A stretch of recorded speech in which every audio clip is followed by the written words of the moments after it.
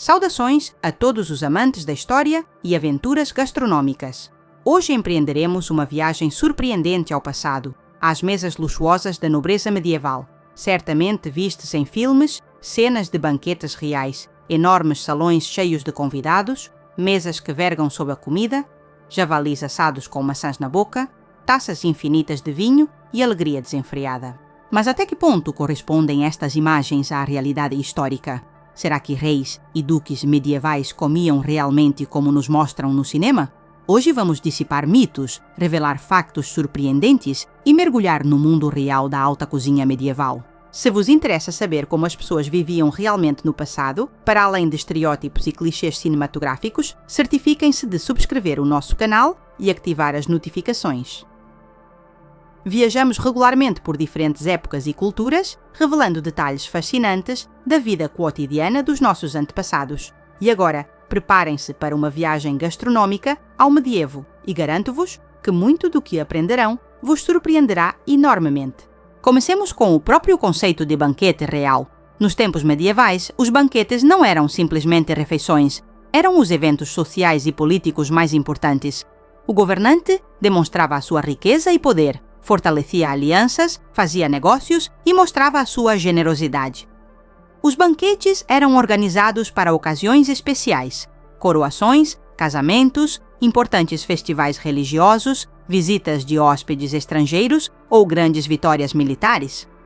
Alguns banquetes podiam durar vários dias, servindo pratos novos cada dia e organizando novos entretenimentos. Contudo, contrariamente à crença popular, até os reis não organizavam banquetes tão grandiosos todos os dias.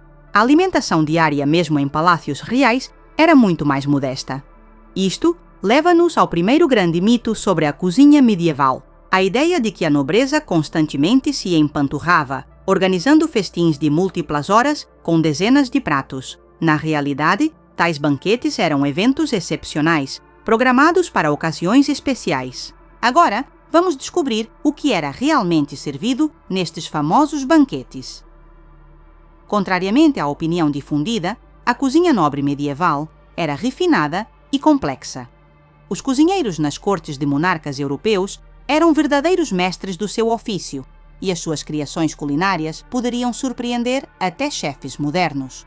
Os pratos distinguiam-se não apenas pelo sabor, mas também pela apresentação elaborada. Um dos elementos mais espetaculares dos banquetes medievais eram as chamadas subtilezas ou pratos espetáculo. Estas eram esculturas comestíveis criadas para entreter os convidados. Imaginem um castelo feito de maçapão, um bolo em forma de navio com mastros de massa e velas de wafers, ou um pavão assado cujas penas foram cuidadosamente removidas antes de cozinhar e depois voltaram a ser colocadas na ave terminada para servir. Estes pratos eram verdadeiras obras de arte e demonstravam não apenas a riqueza do anfitrião, mas também a mestria dos seus cozinheiros. Contrariamente a outro mito difundido, a aristocracia medieval não se limitava à carne assada. A dieta era surpreendentemente diversa.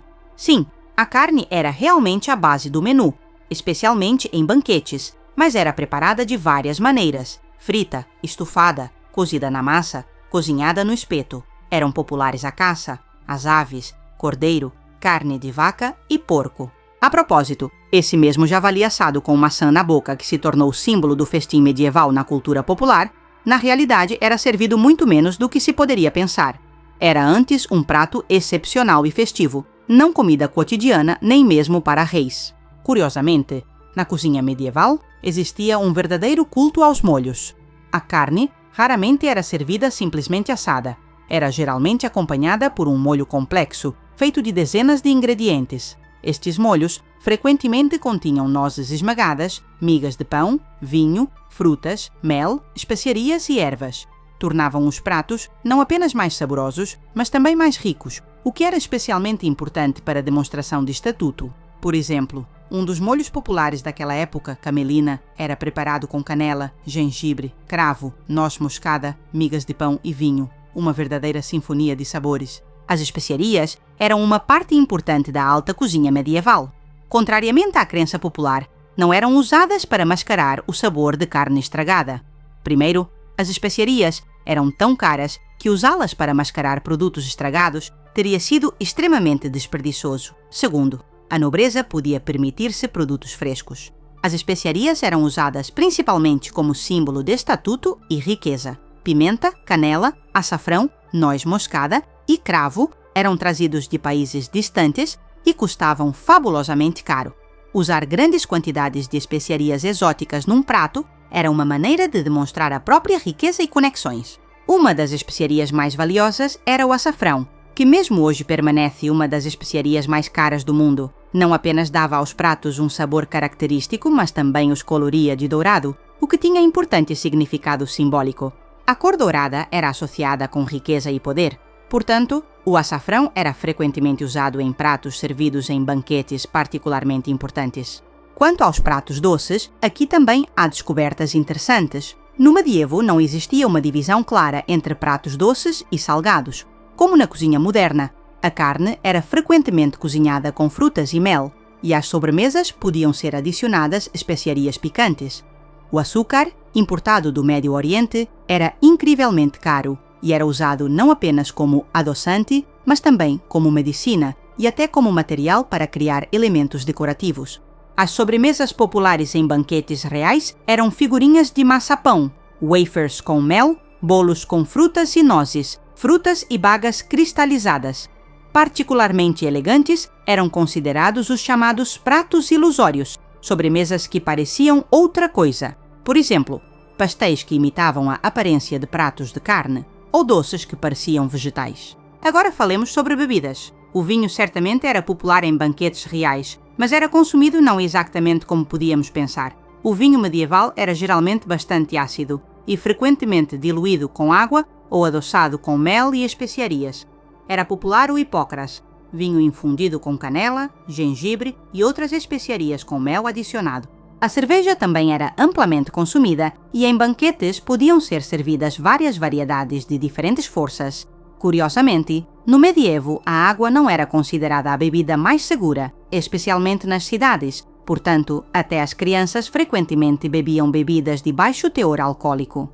Contudo, não se deve pensar que em banquetes medievais todos se embriagavam sem sentido. Para a nobreza era importante manter a dignidade, e o consumo excessivo de álcool era considerado impróprio. Claro, havia exceções, mas em geral a aristocracia tentava observar moderação. Um aspecto interessante dos banquetes medievais era o seu significado simbólico e etiqueta rigorosa. A colocação dos convidados à mesa era estritamente regulamentada de acordo com o seu estatuto. Quanto mais perto do anfitrião do banquete se sentava um convidado, mais alto era o seu estatuto. Os convidados mais honrados sentavam-se na mesa alta, uma mesa numa elevação, onde o próprio anfitrião também se sentava. Outros convidados eram colocados em mesas longas perpendiculares à mesa alta. Os pratos também eram servidos de acordo com o estatuto do convidado. Os pratos mais caros e refinados eram destinados ao anfitrião e aos convidados mais honrados. Por vezes, as diferenças eram tão subtis que uma pessoa moderna teria dificuldade em notá-las, mas para as pessoas medievais, estas nuances eram extremamente importantes. Por exemplo, o pão branco era destinado à mais alta nobreza, pão de farinha menos refinada para cavaleiros e nobres menores, e pão de centeio grosso para servos. Deve notar-se que os banquetes medievais não eram apenas refeições, mas também verdadeiras representações. Entre o servir de pratos, os convidados eram entretidos por músicos, acrobatas, malabaristas e bufões. Por vezes, até pequenas produções teatrais eram encenadas. Quanto mais rico o anfitrião, mais espetaculares eram estes interlúdios. Era dada atenção especial a como os pratos eram trazidos à mesa. A procissão de servos carregando pratos era frequentemente acompanhada por música e até dança. Alguns pratos eram trazidos ao salão com pompa especial. Por exemplo, um pavão assado com plumagem restaurada podia ser trazido ao salão numa bandeja de prata carregada por um pajem em traje especial, acompanhado por trompetistas anunciando a aparição deste prato luxuoso. Curiosamente, contrariamente à crença popular, as pessoas medievais não comiam com as mãos, pelo menos não na alta sociedade. Em banquetes reais eram usadas facas e colheres. Os garfos apareceram na Europa mais tarde, mas já no medievo tardio começaram a ser usados em Itália e outros países. Além disso, cada convidado geralmente trazia a sua própria faca, frequentemente este era um item pessoal, caro, decorado de acordo com o estatuto do proprietário. Outro elemento importante do banquete era lavar as mãos. Antes do início da refeição e entre mudanças de pratos, os servos iam entre os convidados com bacias e jarros, oferecendo lavar as mãos. Frequentemente eram adicionadas ervas aromáticas ou pétalas de flores à água. Este ritual não era apenas um procedimento higiênico, mas também parte da cerimônia. Agora vejamos um exemplo específico de um banquete real medieval. Um dos mais famosos e bem documentados foi o banquete organizado em 1387 pelo rei inglês Ricardo II. Para este banquete, foi construído um salão temporário de madeira medindo 30 por 10 metros. Na mesa alta sentaram-se o rei, bispos e a mais alta nobreza, enquanto noutras mesas se colocaram centenas de convidados de posto menor. O menu deste banquete incluía muitos pratos refinados: cisnes assados, pavões e garças, gelatina de enguia, patês de veado, carne estufada em molhos complexos, vários tipos de peixe. Entre pratos principais eram servidos pratos intermédios, aperitivos ligeiros acompanhados por atuações de artistas. O banquete concluía com um banquete, o que o medievo chamava ao que hoje chamaríamos sobremesa: doces, frutas, nozes e vinhos doces. Deve notar-se que tal banquete requeria recursos enormes e muitos servos. A preparação podia começar semanas antes do evento. Caçava-se caça, compravam-se produtos exóticos, preparavam-se molhos complexos e decorações para pratos. No dia do banquete, trabalhavam na cozinha dezenas de cozinheiros, assistentes e servos. Curiosamente, os desperdícios do banquete não eram deitados fora. Existia o costume de pratos de esmola. Os restos de comida eram recolhidos e distribuídos aos pobres. Isto era considerado uma obra piedosa que demonstrava a generosidade do anfitrião e o seu cuidado pelos súbditos. Se compararmos banquetes reais medievais com banquetes oficiais modernos, encontraremos tanto diferenças como semelhanças surpreendentes. A diferença principal é talvez que os banquetes medievais eram muito mais teatrais e simbólicos. Cada aspecto do banquete, desde a colocação dos convidados até a ordem de servir pratos, tinha o seu significado e era estritamente regulamentado. Ao mesmo tempo, como hoje, as refeições oficiais eram uma maneira de demonstrar estatuto, estabelecer ligações e impressionar convidados. É importante compreender que a cozinha aristocrática medieval não era primitiva ou grosseira. Pelo contrário, era refinada, complexa e diversa. Os cozinheiros daquela época possuíam conhecimento profundo sobre combinações de sabores e texturas, sobre métodos de cozinhar e apresentação de pratos. Muitos princípios pelos quais se guiavam são relevantes também na alta cozinha moderna. Vale também a pena mencionar livros de cozinha que sobreviveram daqueles tempos. Um dos mais famosos é A Forma de Cozinhar, escrito cerca de 1390 para o cozinheiro do rei inglês Ricardo II. Contém receitas de pratos refinados, muitos dos quais poderiam surpreender uma pessoa moderna com a sua complexidade e combinações inusuais de ingredientes. Por exemplo, branco manjar, um prato delicado de frango picado, arroz, leite de amêndoa e açúcar, ou tarte de brie, um bolo com queijo, ovos e especiarias. Em França, o famoso tratado culinário O Grande Cozinheiro foi compilado no início do século XIV. Contém não apenas receitas, mas também conselhos sobre organizar banquetes, pôr à mesa e até sobre escolher pessoal de cozinha. Estas fontes permitem-nos hoje recriar pratos medievais autênticos e compreender melhor a cultura gastronómica daquela época. Contudo, ao falar de banquetes medievais, é importante lembrar o contexto. Enquanto a nobreza desfrutava de pratos refinados, a maior parte da população, camponeses e pobres urbanos, comia muito mais modestamente. A sua dieta consistia principalmente em pão, papas, vegetais e ocasionalmente carne. A lacuna entre a alimentação de ricos e pobres era enorme, refletindo a desigualdade social geral da sociedade medieval. É também interessante notar que a alimentação aristocrática variava dependendo da região europeia. A nobreza italiana, por exemplo, consumia mais frutas, vegetais e massa do que os seus vizinhos do norte. Em Inglaterra e no norte de França, preferiam carne e caça.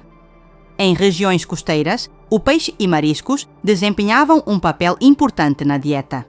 Além disso, a dieta mudava dependendo da estação e do calendário eclesiástico. Em dias de jejum, dos quais havia muitos no calendário medieval, Mesmo nas mesas reais, a carne era substituída por peixe e vegetais. Falando de banquetes medievais, não se pode deixar de mencionar um aspecto tão importante como a louça. Contrariamente à crença popular, mesmo no medievo inicial, a nobreza não comia de tigelas de madeira. Para banquetes reais, era usada louça luxuosa de prata e ouro, frequentemente ricamente decorada. Eram especialmente valorizados produtos feitos de cristal de rocha e pedras semi-preciosas. A louça de vidro, especialmente o vidro veneziano, também era altamente valorizada e era indicador de riqueza. Cada convidado geralmente tinha o seu próprio prato e, por vezes, uma taça pessoal para beber.